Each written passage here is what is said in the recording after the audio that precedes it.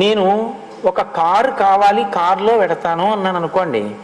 అప్పుడు కోటేశ్వరరావు కాకినాడ వెళ్ళడానికి మీకు కారు ఏర్పాటు చేశాం, ఈ కారు కాకినాడ మీరు కావలసినంత వేగంతోనూ విడిపోతుంది అన్నారనుకోండి.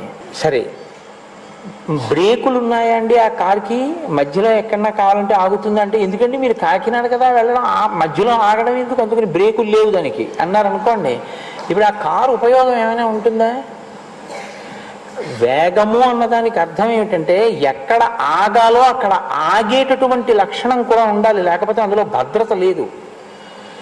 ఒక కారుకి యాక్సిలరేషన్ ఎంత అవసరమో, స్పీడ్ ఎంత అవసరమో, బ్రేక్ కూడా అంతే అవసరం.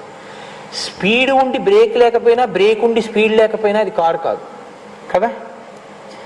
వ్యక్తిత్వము అంటే అర్థం ఏమిటంటే చాలా విషయాలు తెలిసి ఉండి చెయ్యకూడనివి చెయ్యకుండా ఉండగలిగినటువంటి నిగ్రహం లేకపోయినా, చెయ్యకూడనివి చెయ్యకుండా ఉండగలిగిన నిగ్రహం ఉండి తెలుసుకోవలసినవి తెలుసుకుని అనుష్ఠించకపోయినా ఆ వ్యక్తిత్వానికి సమగ్రత ఉండదు.